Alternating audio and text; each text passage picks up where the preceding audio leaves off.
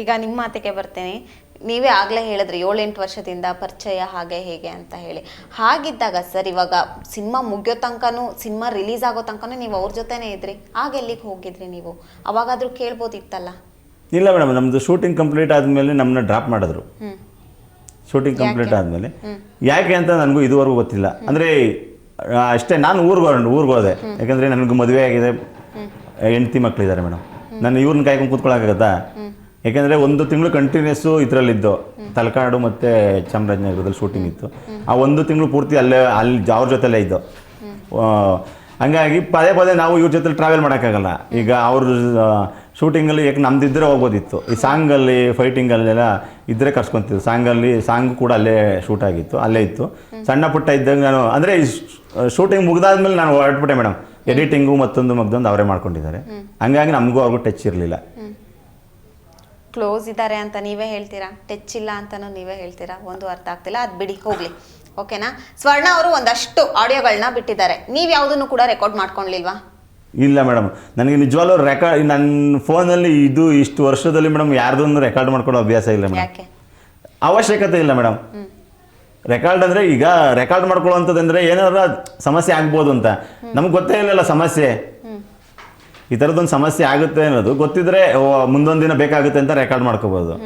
ಈಗ ನಾವು ಇನ್ನೊಬ್ಬರದು ವಾಯ್ಸ್ನ ರೆಕಾರ್ಡ್ ಮಾಡಿ ಇಟ್ಕೊಂಡು ಅದು ನಮಗೆ ತಪ್ಪಾಗಿ ಕಾಣಿಸ್ತಿತ್ತು. ನಾನು ಅದಕ್ಕೋಸ್ಕರ ಇಷ್ಟು ವರ್ಷದಲ್ಲಿ ಯಾವ ಆಡಿಯೋನು ರೆಕಾರ್ಡ್ ಮಾಡ್ಕೊಂಡಿಲ್ಲ. ಓಕೆ, ಈಗ ಅವ್ರು ಹೇಳ್ತಾ ಇರೋದು ಇಷ್ಟು ದಿನ ಸುಮ್ಮನೆ ಇದ್ದು OTTಗೆ ಬರಬೇಕಾದ್ರೆ ಇವಾಗ ಇದು ಮಾಡಿರುವಂಥದ್ದು ಎಲ್ಲೋ ಒಂದು ಕಡೆ ಕಾಣದ ಕೈ ಇದೆ ಅನ್ನುವಂಥದ್ದು ಆಗಲೇ ಹೇಳಿದೆ. ಅದು ಬಿಡಿ. ಆ್ಯಕ್ಚುಲಿ OTTಗೆ ಬರುವ ಟೈಮಲ್ಲಿ ಹಿಂಗೆ ಮಾಡಿದ್ರೆ ನಿಮಗೂ ಮುಂದೆ ಫ್ಯೂಚರಿಗೆ ಹೊಡ್ತಾ ಬೀಳುತ್ತೆ ಅನ್ನೋದು ನಿಮಗೆ ಅನಿಸ್ಲಿಲ್ವಾ? ಮೇಡಮ್, ಫ್ಯೂಚರ್ ಅಂತ ಹೋದರೆ ಅನ್ಯಾಯಗಳು ಹಿಂಗೆ ಮುಂದುವರಿತಾ ಇರುತ್ತೆ ಮೇಡಮ್. ಯಾರಾದರೂ ಒಬ್ಬರು ಮುಂದೆ ಬರಲೇಬೇಕಲ್ಲ, ಅದು ನಾನೇ ಆಗಿರ್ಬೋದು ಅಷ್ಟೇ. ಫ್ಯೂಚರು ಮೇಡಮ್ ಇವತ್ತು ಅಟ್ ಪ್ರೆಸೆಂಟೇ ಚೆನ್ನಾಗಿಲ್ಲ, ಇನ್ನು ಫ್ಯೂಚರ್ನ ಹೆಂಗೆ ಕಾಣ್ತೀರಾ?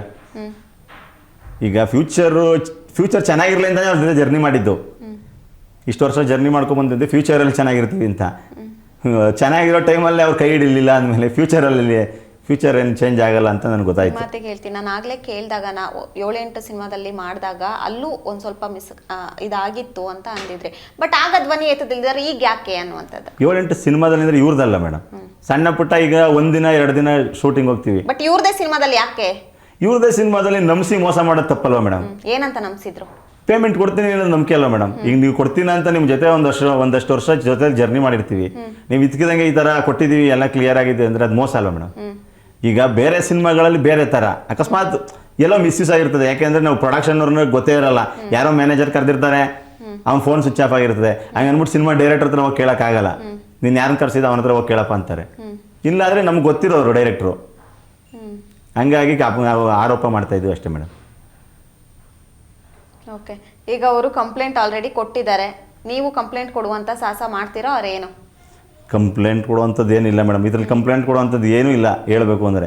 ಈಗ ಮೋಸ ಆಗಿದೆಯಲ್ಲ, ಅನ್ಯಾಯ ಆಗಿದೆಯಲ್ಲ, ಈಗಷ್ಟೇ ಹೇಳಿದ್ರೆ ಅನ್ಯಾಯಕ್ಕೆ ಧ್ವನಿ ಎತ್ತುತ್ತಾ ಇದ್ದೀನಿ ಅಂದಾಗ ಧ್ವನಿ ಎತ್ತಬೋದಲ್ಲ. ನೋಡೋಣ ಈ ಕಂಪ್ಲೇಂಟ್ ಅವ್ರು ಏನಂತ ಕೊಟ್ಟಿದ್ದಾರೆ ಅಂತ ನೋಡಿದ ಮೇಲೆ ಗೊತ್ತಾಗುತ್ತೆ ಮೇಡಮ್. ಯಾಕೆಂದರೆ ಕಂಪ್ಲೇಂಟ್ ಕೊಟ್ಟಿದ್ದಾರೆ ಅನ್ನೋದು ಒಂದೇ ಅಷ್ಟೇ ಗೊತ್ತಿರೋದು. ಆ ಕಂಪ್ಲೇಂಟಲ್ಲಿ ಏನು ರೈಟಿಂಗ್ ಇದೆ ಅಂತ ಗೊತ್ತಿಲ್ಲಲ್ಲ ಮೇಡಮ್.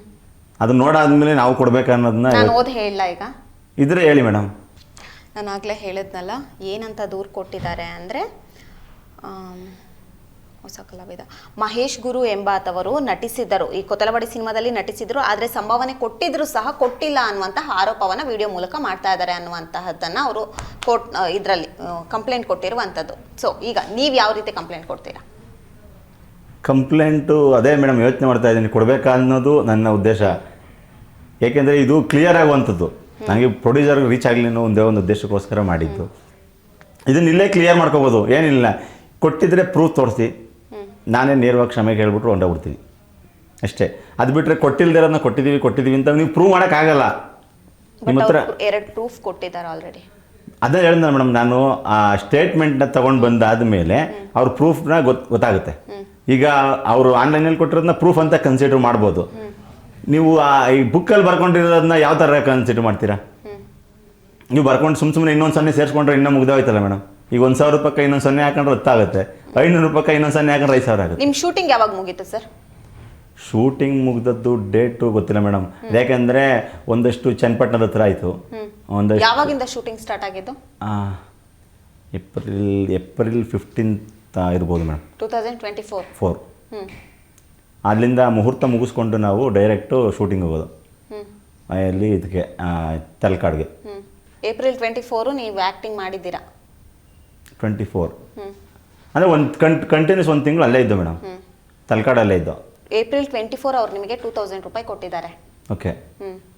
ಅದಾದಮೇಲೆ ಮತ್ತೆ 9/7/2024 ಮತ್ತೆ ನೀವು ಅಮೌಂಟ್ ಇಸ್ಕೊಂಡಿದ್ದೀರ ಅವ್ರ ಹತ್ರ, ಕೈಯಲ್ಲಿ ಇಸ್ಕೊಂಡಿರುವಂತಹ ಅಮೌಂಟು ಅದೆಲ್ಲ ಅವ್ರು ಲೀಸ್ಟ್ಗಳು ಕೊಟ್ಟಿದ್ದಾರೆ. ಇವಾಗ ಅವ್ರ ಹತ್ರ ಪ್ರೂಫ್ ಇದೆ ಅಂದಾಗ ನಿಮ್ಮ ಹತ್ರನೂ ಪ್ರೂಫ್ ಬೇಕಲ್ವಾ? ಪ್ರೂಫ್ ಅಂದರೆ ಹೆಂಗೆ, ಈಗ ನಾನೇನಂತ ಮೇಡಮ್ ಕೊಟ್ಟಿರೋದು ಮತ್ತು ಕೊಟ್ಟಿದ್ದೀವಿ ಅಂತ ಅವರೇ ಸಿಗ್ನೇಚರ್ ತೊಗೋಬೇಕೆ ಹೊರತು ಅವ್ರು ಕೊಟ್ಟಿದ್ದಾರೆ ಅಂತ ನಾನು ಬರ್ಕೋಬೇಕಷ್ಟೇ. ಈಗ ನಾನು ಒಂದು ಲಿಸ್ಟ್ ರೆಡಿ ಮಾಡ್ಕೊಬರ್ಬೇಕಾಗ್ತದೆ, ಇಂಥ ದಿನ ಕೊಟ್ಟಿಲ್ಲ ಅವರು ಅಂತ, ಅವ್ರು ಕೊಟ್ಟಿರೋ ಡೇಟ್ನ ಕೊಟ್ಟಿಲ್ಲ ಅಂತ ಮೆನ್ಷನ್ ಮಾಡ್ಕೊಬರ್ಬೇಕಾಗುತ್ತೆ. ಅವರು ಕೆಲವೊಂದೊಂದು ಅಮೌಂಟ್ಗಳನ್ನ, ಇವಾಗ ಸ್ವರ್ಣ ಅವರಿಗಾದರೂ ಅಷ್ಟೇ ಅಮೌಂಟ್ ಪೇ ಮಾಡಿರೋದನ್ನೆಲ್ಲ ಸ್ಕ್ರೀನ್ಶಾಟ್ ಎಲ್ಲ ಅವ್ರು ಕೊಟ್ಟಿದ್ದಾರೆ ಆಲ್ರೆಡಿ. ಆಮೇಲೆ ಆ ಹುಡುಗಿ ಮ್ಯಾನೇಜರ್ ಅವರಿಗೆ ನನ್ನ ಹತ್ರ ಅಮೌಂಟ್ ಕೇಳ್ತಾ ಇದ್ರು, 2500 ರೂಪೀಸ್ ಕೊಡಿ ಅಮೌಂಟು ಅನ್ನುವಂಥದ್ದು ಮ್ಯಾನೇಜರ್ ಮೇಲೂ ಅವಳು ವಿಡಿಯೋ ಮಾಡಿ ಹೇಳಿರುವಂಥದ್ದು.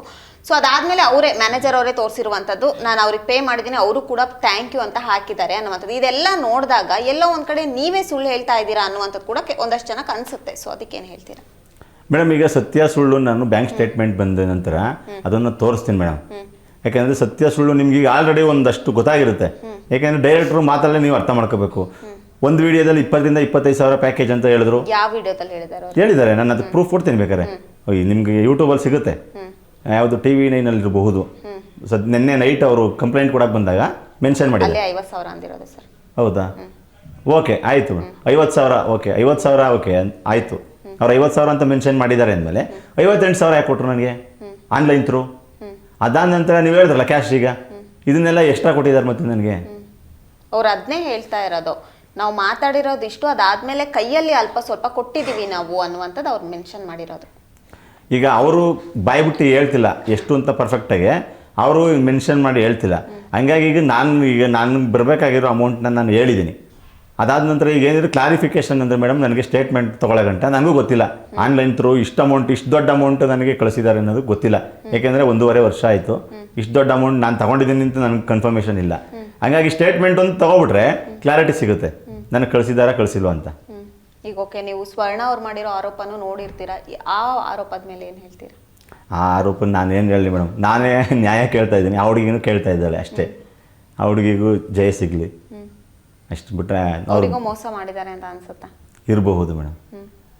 ನೀವು ಆಮೇಲೆ ಮಾತಾಡುವಂಥ ಕೆಲಸ ಮಾಡಿಲ್ವಾ ಸರ್? ಅವ್ರ ನಂಬರ್ ಏನೂ ಇಲ್ವಾ? ಯಾರ್ದು ಮೇಡಮ್? ಸ್ವರ್ಣ ಅವ್ರದ್ದು ಇಲ್ಲ, ನನಗೂ ಅವ್ರ ಕಾಂಟ್ಯಾಕ್ಟೇ ಇಲ್ಲ. ಹೆಂಗೆ ಹೇಳಿ ಮೇಡಮ್? ನಾನು ಮಾತಾಡುವಂಥ ಕೆಲಸ ಮಾಡಲಿಲ್ವಾ ಅವ್ರದ್ದು ಆಡಿಯೋಗಳು ರಿಲೀಸ್ ಆದಾಗ?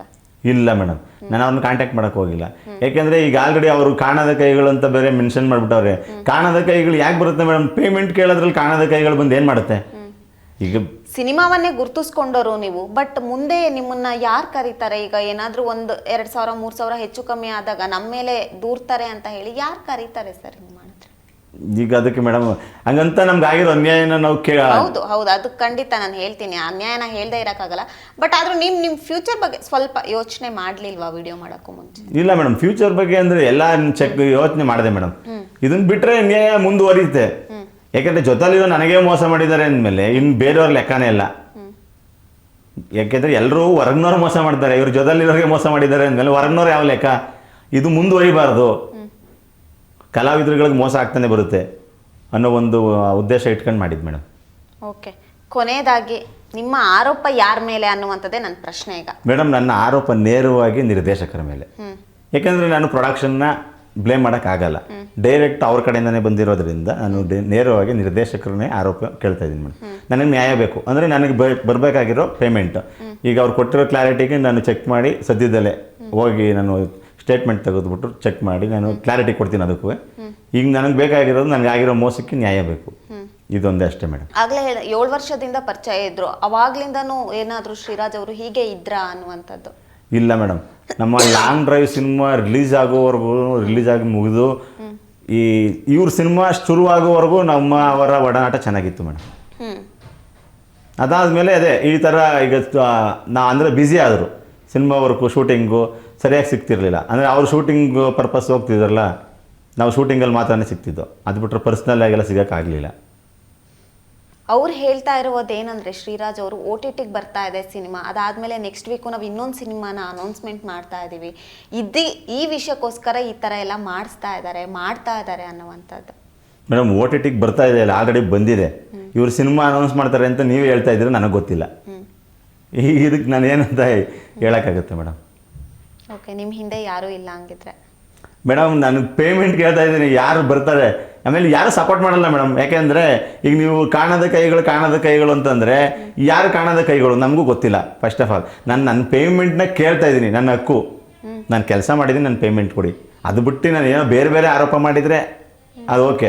ನಾನು ಕೇಳ್ತಾ ಇರೋದು ಜಸ್ಟ್ ಫಾರ್ ನನ್ನ ಪೇಮೆಂಟ್ ಕೊಡಿ ಅಷ್ಟೇ. ನನ್ನ ಪೇಮೆಂಟ್ ಕ್ಲಿಯರ್ ಮಾಡಿದ್ರೆ ನಮಗೂ ನಿಮಗೂ ಸಂಬಂಧನೇ ಇಲ್ಲ. ಓಕೆ ಸರ್, ಕೊನೆಯದಾಗಿ ಏನು ಹೇಳ್ತೀರಾ? ಅಷ್ಟೇ ಮೇಡಮ್. ಈಗ ನನ್ನ ಉದ್ದೇಶ ಏನಂತಂದರೆ ಅದು ಪ್ರೊಡ್ಯೂಸರ್ ಮೇಡಮ್ಗೆ ರೀಚ್ ಆಗಿದೆ. ಆದರೆ ಅವ್ರು ಇನ್ನೂ ಯಾವುದೇ ರೀತಿಯ ನಮಗೆ ನಮ್ಗೆ ಕಾಲ್ ಮಾಡೋದಾಗಲಿ ಮತ್ತೆ ಏನೂ ಆಗಿಲ್ಲ. ಪ್ರೊಡಕ್ಷನ್ನಿಂದ ಕೂರಿಸಿ ಅದಕ್ಕೆ ಕ್ಲಾರಿಟಿ ಕೊಟ್ಟು ನಮ್ಗೆ ಬರಬೇಕಾಗಿ ನಮಗೆ ನ್ಯಾಯ ಕೊಡಿಸೋದು ಸಾಕು ಮೇಡಮ್. ಒಂದಷ್ಟು ಜನ ಈಗ ವಿಡಿಯೋ ಡಿಲೀಟ್ ಆದಮೇಲೆ ಆಗಿರ್ಬೋದು, ನೀವು ವಿಡಿಯೋ ಮಾಡಿದ್ಮೇಲೆ ಆಗಿರ್ಬೋದು, ಒಂದಷ್ಟು ಜನ ನಿಮ್ಮ ಪರ ನಿಂತರು, ಒಂದಷ್ಟು ಜನ ವಿರೋಧ ನಿಂತರು. ಅವ್ರಿಗೆ ಏನು ಹೇಳ್ತೀರಾ? ಏನಿಲ್ಲ ಮೇಡಮ್, ಪರ ಅಂದರೆ ಕಲಾವಿದರಿಗೆ ಮೋಸ ಆಗಬಾರ್ದು ಅನ್ನೋದು ಅವ್ರ ಉದ್ದೇಶ. ವಿರೋಧ ಅಂತ ಅಂದರೆ ಇದ್ರ ಬಗ್ಗೆ ಗೊತ್ತಿಲ್ಲದಿದ್ದಾಗ ವಿರೋಧ ಮಾಡ್ತಾರೆ. ಅವ್ರಿಗೆ ಏನು ಮಾಡೋಕ್ಕಾಗುತ್ತೆ ಮೇಡಮ್? ಅದು ಅವ್ರವ್ರಿಗೆ ಬಿಟ್ಟಿದ್ದು. ಯಾಕೆಂದರೆ ನಾನು ಕ್ಲಾರಿಟಿ ಕೊಟ್ಟ ಮೇಲೆ ಅವ್ರಿಗೆ ಸಿಗುತ್ತೆ. ಓಕೆ ಸರ್, ಒಳ್ಳೆಯದಾಗಲಿ, ನ್ಯಾಯ ಸಿಗಲಿ ಅಂತ ಕೇಳ್ಕೊತೀನಿ. ಎಸ್, ಇದಿಷ್ಟು ಈ ಹೊತ್ತಿನ ಸುದ್ದಿಯಾಗಿತ್ತು. ಇನ್ನಷ್ಟು ಹೆಚ್ಚಿನ ಮಾಹಿತಿಗಾಗಿ ಮಿಸ್ ಮಾಡದೆ ನೋಡ್ತಾ ಇರಿ ಸ್ಪೀಡ್ ನ್ಯೂಸ್ ಕನ್ನಡ.